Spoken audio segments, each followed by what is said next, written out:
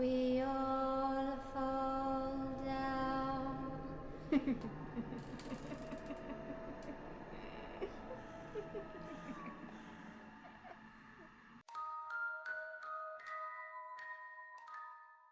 Bonjour à tous mes petits monstres. Juste avant que la vidéo ne commence, j'aimerais faire une petite remarque sur celle-ci.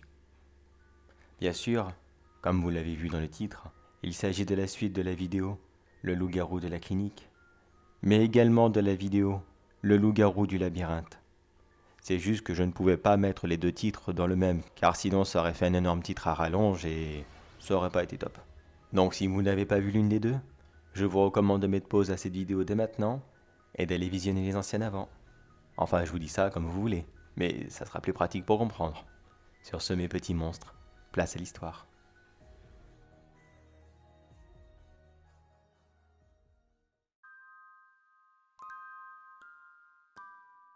On peut dire qu'il a bien souffert.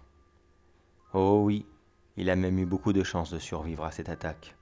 Ça fait plusieurs jours maintenant que je le surveille, que je le regarde dans l'ombre. Il ne me remarque même pas. Il est pris dans sa routine, et par ces nouvelles douleurs qu'il commence à avoir au bras, et un petit peu partout j'imagine. Je me rappelle quand j'ai connu ce moment. C'était tellement étrange et excitant en même temps. Excitant pour moi car je savais ce qui allait se passer. Mais lui le pauvre il l'ignore complètement. Si seulement il pouvait imaginer. Quel grand destin l'attend. Je suis actuellement devant chez lui. Il ne m'a même pas remarqué. Il fait nuit dehors et je suis vêtu de ma tenue noire qui m'aide beaucoup à passer inaperçu. Même si pourtant en pleine journée et j'attire les regards de tout le monde. Je le vois qui se démange de plus en plus. Quelque chose le gêne. Son bras le pique énormément. Ce pauvre policier, depuis qu'il est intervenu dans cette clinique vétérinaire et qu'il s'est fait mordre par, un proto-loup-garou, comme j'aime bien les appeler. Sa vie n'est plus la même. La seule différence, c'est qu'il a eu le temps de se faire soigner, car à sa morsure, la nuit était déjà bien entamée, et la lune n'avait plus beaucoup de pouvoir. Il ne pouvait donc pas se transformer le soir même. Il fallait attendre que le cycle lunaire recommence.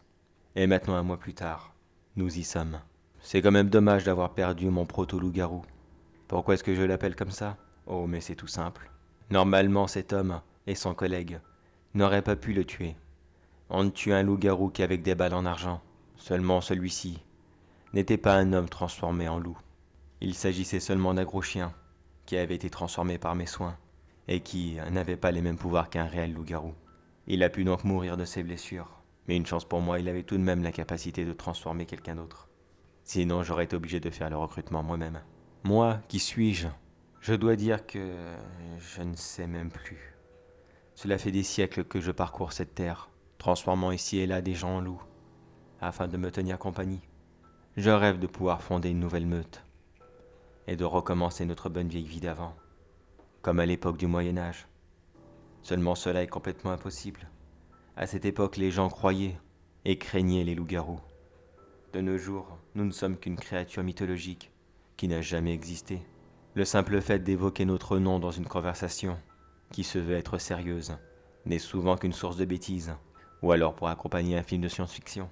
Un autre souci avec une nouvelle meute, c'est qu'il n'y a que moi, le loup-garou original, qui ne craint pas la mort, enfin du moins pas la mort de vieillesse. Comme je l'ai dit, je suis ici depuis des siècles. J'ai recruté partout à travers le monde. J'ai vu des gens refuser la morsure et mourir durant leur transformation, et d'autres devenir des bêtes si puissantes qu'elles sont connues par tous, mais sous d'autres formes bien sûr. À votre avis, la fameuse bête du Gévaudan, qu'est-ce que c'était? Un simple loup? Une hyène? Ou je ne sais quoi encore que vous avez pu imaginer?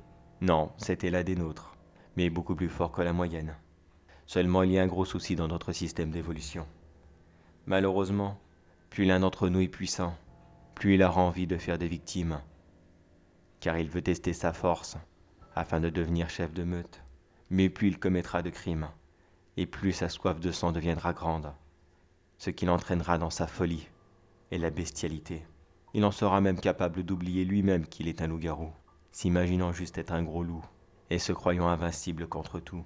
Cela m'est déjà arrivé quelquefois de mettre fin à leur vie, mais c'était uniquement pour la sécurité des autres. De nos jours, je ne fais que recruter quelques personnes ici et là. Grand maximum, Une petite meute de 5 individus. Dont moi compris, bien sûr. Ah, je vois notre ami qui a l'air de se tordre de douleur dans tous les sens. Apparemment, la transformation commence. Mais elle commence pour du bon. Il en a encore pour quelques minutes. La première est toujours la plus longue et la plus douloureuse. Je suis sûr qu'il va s'en remettre. Il est policier après tout. Le mental est là, et sa forme physique aussi. Je suis sûr qu'il sera une très très bonne recrue. Quand il aura terminé, je l'emmènerai dans notre repère, une petite niche que j'ai réussi à trouver dans un champ de maïs. J'ai dû bien sûr me débarrasser des gardes, qui étaient un peu trop gênants. J'ai laissé les corps à découvert, comme ça dans le champ, pour que d'autres puissent les trouver, et fermer le lieu, pour qu'il devienne officiellement scène de crime. Et personne n'a droit d'entrer dans une scène de crime. Puis après, je vais laisser les rumeurs sur Internet, transformer le lieu en labyrinthe hanté, où plus personne ne viendra. Parfois la meilleure des options, quand on veut avoir une bonne cachette, c'est tout simplement de lui faire une pub horrible. Le lieu ne doit pas être secret, au contraire. Il doit être tellement abominable aux yeux des gens, que plus personne n'ose y entrer. Et la police dans cette histoire, ils sont tellement feignants. Ils entrent, ils trouvent, ils cherchent un peu, ils trouvent rien, ils partent, ils sont contents. Oh, ça commence à gueuler fort maintenant. Je crois que pour lui, ça risque d'être un petit peu plus dur que je pensais. Allez, mon gars, survie, survie. T'as quand même réussi à avoir mon proto-loup-garou. Ça a été très dur de trouver un chien adéquat. La race qu'il fallait. Tu n'imagines pas le temps que ça m'a pris. Vraiment, si tu ne survis pas, eh bien, je ne pourrais pas te refaire la peau, bien sûr, mais tu m'auras fait vraiment chier. J'avoue que pour ma part, ce passage est vraiment pénible. Et oui, je suis obligé de rester à côté d'eux. Vous avez sûrement déjà vu des vidéos sur vos nouveaux réseaux sociaux tels que... Comment s'appelle-t-il déjà? TikTok, un truc comme cela? Je ne sais plus. Enfin bref, il y a dessus des vidéos de gens qui, officiellement, aux yeux des autres, voyaient des loups-garous se promener dans des grandes villes, telles que Londres ou Paris.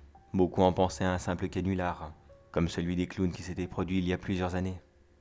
Mais croyez-moi que non, ce n'étaient pas des canulars, c'était juste des loups de ma meute, que j'avais malheureusement laissé se transformer tout seul, et qui dans la confusion, ont commencé à marcher aléatoirement. Ils ne cherchaient rien de spécial, ils ne voulaient même pas attaquer. Comment vous décrire? Quand vous devenez loup-garou, vous êtes une autre personne. Vous n'avez pas les souvenirs de votre vie d'avant. Vous n'avez rien, aucun but, aucun rêve, aucun avenir. Vous avancez juste bêtement, ne cessant de vous demander qui vous êtes et pourquoi vous êtes là. Et parfois, pour certains d'entre nous, on finit sur les réseaux sociaux, mais par chance, cela finit toujours par un canular. Ah, ça y est, la transformation est terminée. Il a réussi, et avec un peu d'avance sur le programme. Et je crois qu'il vient de me remarquer. Il est passé à travers sa fenêtre et court dans ma direction. À moi de l'accueillir. Non mais oh, calme-toi, saloperie. Tu vas te calmer? Voilà, c'est bien. Renifle l'odeur. Tu vois bien, je suis comme toi. À la seule différence est que moi, je peux me transformer où je veux et quand je veux. Et ce soir, je ne le désire pas. Allez, viens mon nouvel ami. Je vais te conduire parmi les tiens, dans ta nouvelle maison. Je sens que toi et moi, on va très certainement beaucoup s'amuser parmi les mortels.